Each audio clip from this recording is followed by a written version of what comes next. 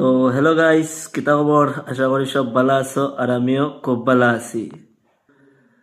তো আজকে একটা গুড নিউজ লইয়া আইছি দক্ষিণ দলের যে স্টুডেন্ট যারা আছে মেট্রিক ফার্স্ট অথবা হাই সেকেন্ডারি ফার্স্ট তারার লাগিয়া। তো আমি কয়েকদিন থেকে ইনস্টাগ্রামও খুব বেশি ভিডিও দিয়ার, তো এটা ফেসবুকও আর না। তো ইনস্টাগ্রাম সবই ইউজ করে কিন্তু দেখেও অথবা গুরুত্ব দেয় না। তো এখন ফেসবুকেও কিছু জিনিস দিমো। আর মানে গুড নিউজ ওটা হইল যে আমরা দক্ষিণ দলাই থেকে যারা ডিফেন্স লাইন অথবা Assam police, Agniveer, SSC GD মানে সেনাবাহিনীর যারা অ্যাপ্লাই করে তারা ফিজিক্যাল পাস করতে পারে না, খুব কম পাস করে। তো আমি একটা চিন্তাধারা করলাম যে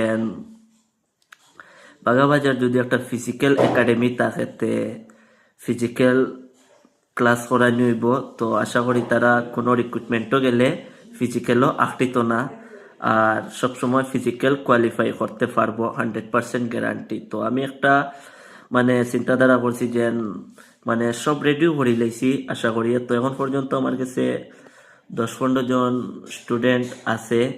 আর বাগাবাজার ফিজিক্যাল একাডেমি হইয়া যেন একটা একাডেমি আমি ওপেন করি, আর তো এটা স্টার্ট করতাম চাইছিলাম আগামী রবিবারে।